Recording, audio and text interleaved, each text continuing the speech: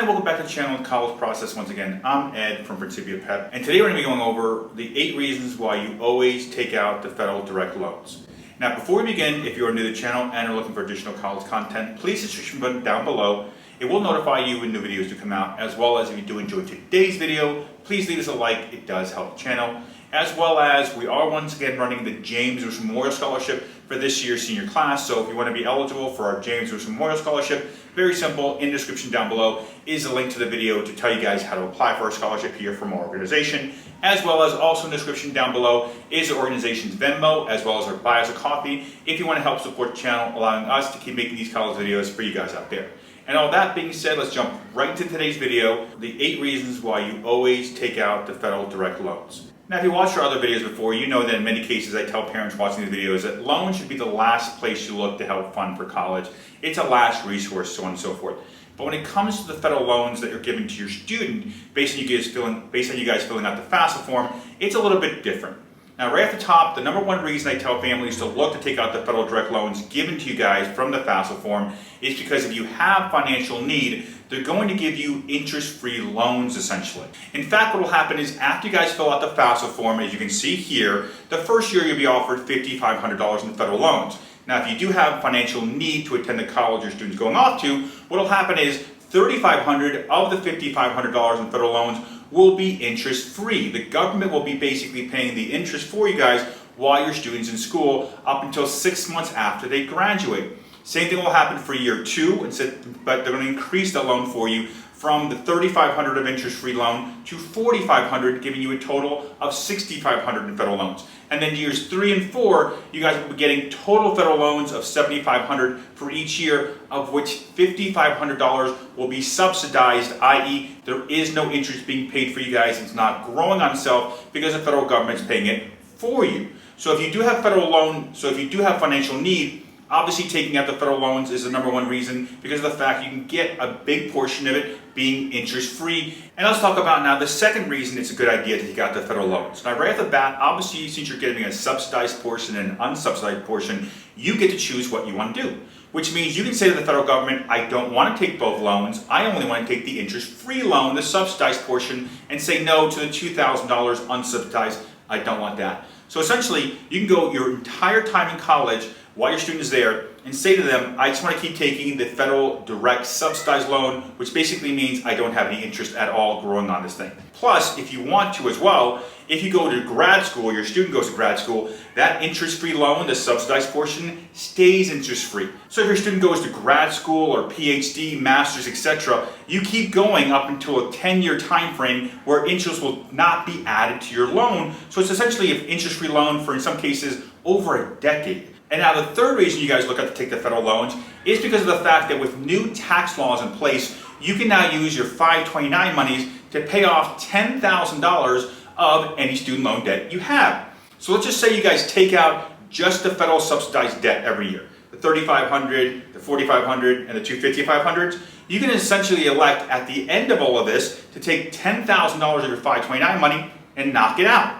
And the benefit of that is, obviously, you automatically knock out the debt while leaving over the time frame of 4 years your 529 to keep growing while you utilize the federal loan interest rate at a 0%. It might not be a bad idea for you guys to consider leaving the 529 money in there, taking the free interest-free loan, and then using the 529 money later, 10,000 of it, to pay off the student's loan. And now let's talk about the fourth reason you take out the federal student loan direct loans. The fourth reason is because it's the easiest loan for your student to obtain. It doesn't matter if your student is working, is not working, if they never established any credit history whatsoever, the federal direct loans do not care. The only thing they care about is your student fill out the FAFSA form and they're going to a college.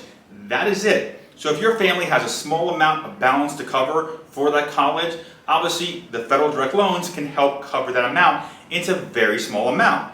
Now let's talk about the fifth reason to take out the federal direct loan, which is essentially allowing your student to have some skin in the game. Now when I say having some skin in the game, I have seen a lot of parents utilize this idea, by the way, where you say to the student, we're going to take out the federal direct loan every year, the $5,500, the $6,500, the $7,500, and the $7,500 every year for you. And what we will do as your parents is, if you guys get a 3.5 GPA, we will pay off all your loans. If you don't get a 3.5 GPA or a 3.0 GPA, or whatever GPA you guys elect to tell them, if you get below that amount, you keep the loans in your name. If you get above that GPA requirement, we as your parents will pay off these loans. This is a great idea to kind of incentivize the student, because if they don't do what they're supposed to do, they have the debt they have to hold on to.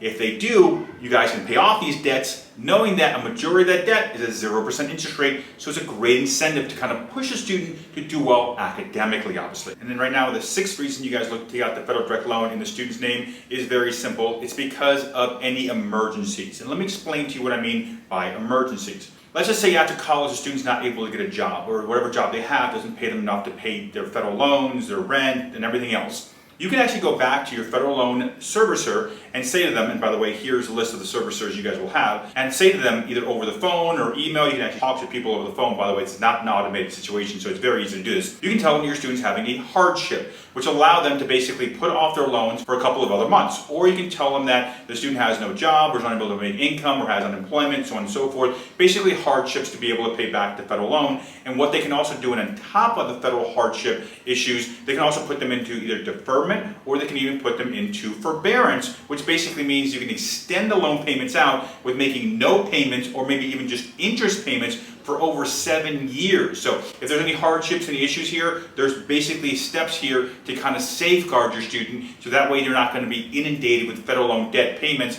when you're not able to make them, essentially. And now let's talk about the 7th reason you look to take out the federal direct loans in the student's name, which is it builds their credit score. Now right at the top, there's a couple ways you can do this. Now obviously, if your student takes on the federal loan debt and doesn't make any payments until after they graduate, when they do graduate and start making back those payments, that's when their credit score will be established. The other way of doing this, though, is if you elect, because you don't need to do this, but if you elect at any point in time while your student is in the college to start making federal loan payments to help reduce the payments they have or reduce the debt they have on the federal loan side, very simple, that will also help essentially establish credit worthiness because they are paying back a loan. So there's a couple ways here you can utilize the federal loan debt to get the students established in credit worthiness by either waiting till they graduate and start making payments, or essentially start making payments anytime you guys have the loans already in place. That will help build their credit score.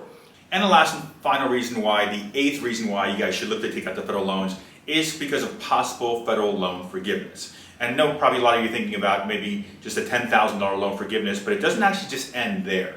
The reality is there's many programs out there as far as student loan forgiveness, not just about the stuff they're talking about in the news now, but also for the public service loan forgiveness programs, which incorporate any local, state, or federal jobs in the government, as well as first responders, nurse, military people, as well as teachers and firefighters. So there is opportunities out there, not just from the stuff you hear about in the news for federal loan forgiveness, but also through the public service loan forgiveness program. So obviously these are all the different reasons to consider. Essentially, let's call it the 8 reasons to consider why I would definitely look to have your students take out the federal student loan debt. And all that being said, if you guys have any questions or any concerns, you can leave them down below in the comment section. I do answer all your questions you guys leave down below in the comment section. As well as if you do enjoy today's video, please leave us a like. It does help the channel. As well as if you need any help in the process, going through this entire process, whether it be admissions, financial aid, loans, essays, etc., you can always reach out to me. On the screen is my cell phone number. You can either text me or call. Text, by the way, is the fastest way to get a hold of me,